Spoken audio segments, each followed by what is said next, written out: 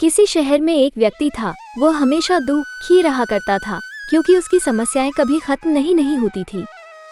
इसीलिए धीरे धीरे उसे ऐसा लगने लगा कि उससे दुखी व्यक्ति संसार में कोई और नहीं है।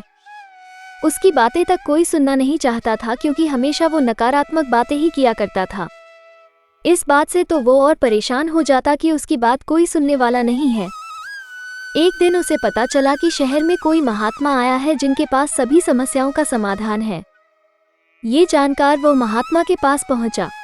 उस महात्मा के साथ हमेशा एक काफिला चला करता था जिसमें कई ऊंट भी थे। महात्मा के पास पहुंचकर उस व्यक्ति ने कहा, गुरुजी, सुना है कि आप सभी समस्याओं का समाधान करते हैं। मैं बहुत दुखी व्यक्ति हूँ।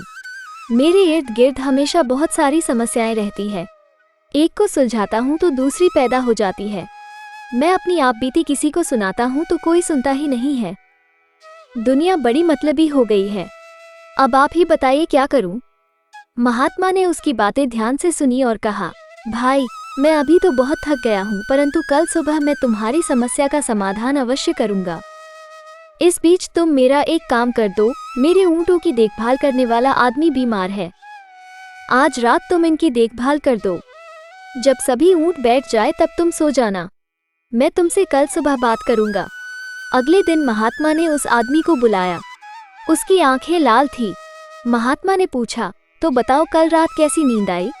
व्यक्ति बोला, गुरुजी, मैं तो रात भर सोया ही नहीं। आपने कहा था जब सभी ऊँट बैठ जाए तब सो जाना, पर ऐसा नहीं हुआ। जब भी कोशिश करके एक ऊँट को बिठाता दूसरा खड़ा हो जाता। सारे ऊँट बैठा ही नहीं, इसीलिए मैं भर रात सो नहीं सका। महात्मा जी ने मुस्कुराते हुए कहा, मैं जानता था कि इतने ऊँट एक साथ कभी नहीं बैठ सकता, फिर भी मैंने तुम्हें ऐसा करने को कहा। ये सुनकर व्यक्ति क्रोधित होकर बोला, महात्मा जी, मैं आपसे हल मांगने आया था पर आपने भी मुझे परेशान कर दिया। महात्मा बोले, नहीं भाई, दरअसल ये तुम्हारे समस्या का समाधान है। संसार के किसी भी व्यक्ति की समस्या इन ऊँटों की तरह ही है। एक खत्म होगी तो दूसरी खड़ी हो जाएगी।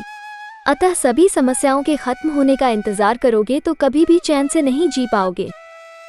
समस्याएं तो जीवन का ही अंग है। इसे महसूस करते हुए जीवन का आनंद लो। जीवन में सहज रहने का यही एक उपाय है।